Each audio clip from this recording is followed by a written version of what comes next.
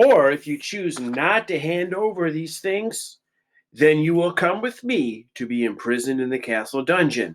Which will it be?"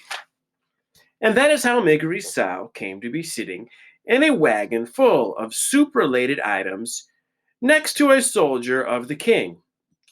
"Do you have parents?" said the soldier. "I will return them to you." "Huh?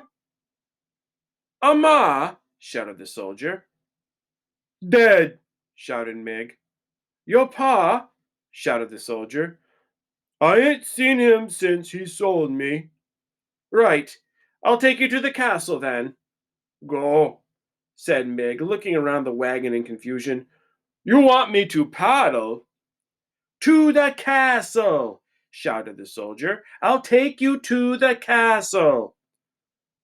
"The castle? Where the itty-bitty princess lives?" "That's right." "Go," said Mig. "I aim to be a princess too, some day." "That's a fine dream," said the soldier. He clucked to the horse and tapped the reins, and they took off. "I'm happy to be going," said Mig, putting a hand up and gently touching one of her cauliflower ears. "Might just as well be happy, seeing as it don't make a difference to anyone but you if you are or not," said the soldier. "We will take you to the castle, and they will set you up fine. You no longer will be a slave. You will be a paid servant." "Huh?" said Meg. "You will be a servant," shouted the soldier, "not a slave." "Go," said Meg, satisfied. "A servant I will be, not a slave." She was 12 years old. Her mother was dead. Her father had sold her. Her uncle, who wasn't her uncle at all, had clouded her until she was almost deaf. And she wanted, more than anything in the world, to be a little princess wearing a golden crown and riding a high-stepping white horse. Reader, do you think that is a terrible thing to hope when there is really no reason to hope at all?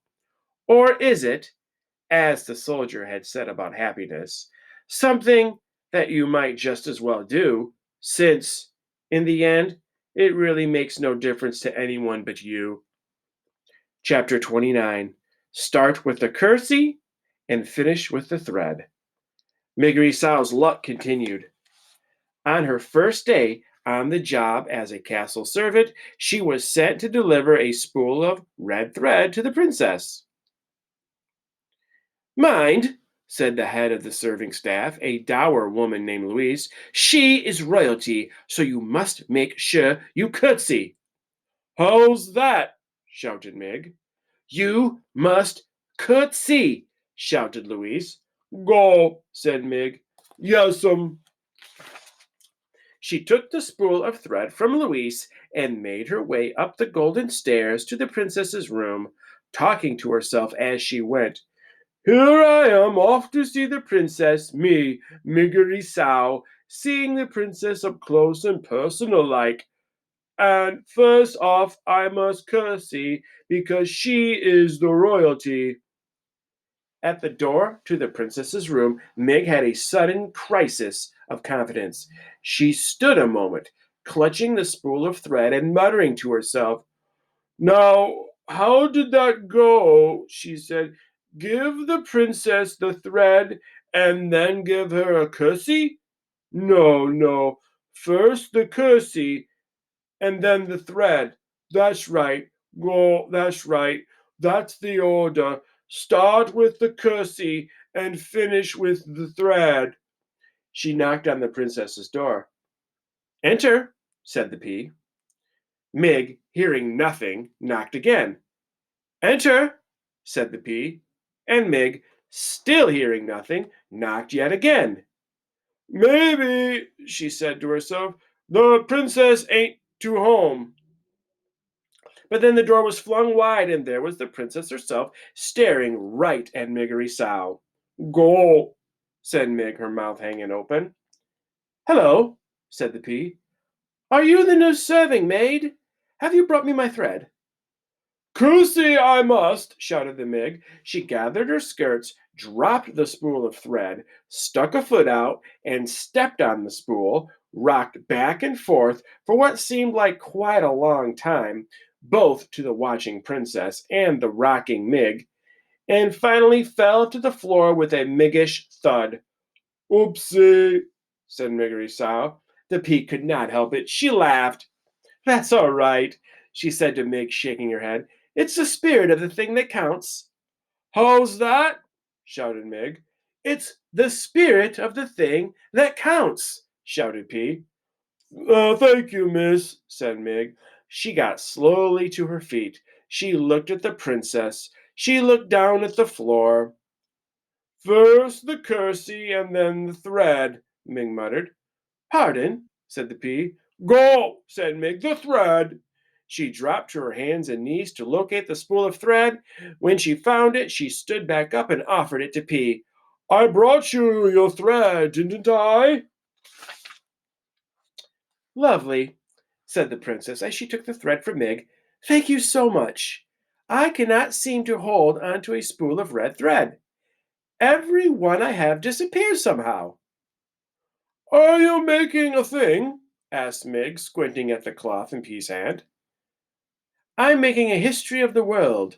My world, said the pea, in tapestry. See, here is my father, the king, and he is playing the guitar because that is something he loves to do and does quite well. And here is my mother, the queen, who is eating soup because she loves soup. Soup? Go! That's against the law. Yes, said the princess. My father outlawed it because my mother died while she was eating it. Your ma's dead? Yes, said the pea. She died just last month. She bit her bottom lip to stop it from trembling. Ain't that the thing? Said Ming. My ma's dead too. How old were you when she died? Bold was I, said Mig, taking a step back away from the princess. I'm sorry then. No, no, how old? How old were you? Shouted the pea. Naught but 6, said Mig. Oh, I'm sorry, said the princess. She gave Mig a quick, deep look of sympathy. And how old are you now? 12 years. So am I, said the princess. We're the same age. What is your name? She shouted. Miggery Sow, but most just calls me Mig. And I saw you once before, princess. You passed me by on a little white horse. On my birthday it was. And I was in the field with Uncle Sheep, and it was sunset time. Did I wave to you? Asked the princess. Huh? Did I wave? Shouted the pea. Yes, nodded Mig. But you didn't wave back, said the princess. I did, said Mig, only you didn't see. Some day I will sit on a little white horse and wear a crown and wave. Some day, said Mig, and she put up a hand to touch her left ear. I will be a princess too. Really, said the pea, and she gave Mig another look, but said nothing else. When Mig finally made her way back down the golden stairs, Louise was waiting for her. How long, she roared, did it take you to deliver a spool of thread to the princess? Too long? Guessed Mig. That's right, said Louise, and she gave Mig a good clout to the ear. You are not destined to be one of our star servants. That is abundantly clear. No, ma'am, said Mig. That's all right, though, because I aim to be a princess. You, a princess? Don't make me laugh. This, reader, was a little joke on Louise's part, as she was not a person who laughed, ever, not even at a notion as ridiculous as Miggery Sow becoming a princess. Chapter 30, To the Dungeon. At the castle, for the first time in her young life, Mig had enough to eat. And eat she did. She quickly became plump and plumper still. She grew rounder and bigger, only her head stayed small. Reader, As the teller of this tale, it is my duty from time to time to utter some hard and rather disagreeable truths. In the spirit of honesty, then, I must inform you that Mig was the tiniest bit lazy, and, two, she was not the sharpest knife in the drawer. That is, she was a bit slow witted. Because of these shortcomings, Louise was hard pressed to find a job that Miggery Sow could effectively perform. In quick succession, Mig failed as a lady in waiting. She was caught trying on the gown of a visiting duchess, a seamstress. She sewed the cloak of the riding master to her own frock and ruined both, and as a chambermaid. Sent to clean a room, she stood open mouthed and delighted, admiring the gold walls and floors and tapestries, exclaiming over and over again, "Go, ain't it pretty? Go, ain't it something then?" And did no cleaning at all. So we'll stop there. Now, what job do you think Mig could perform in the castle? That's what we're going to be talking about tomorrow.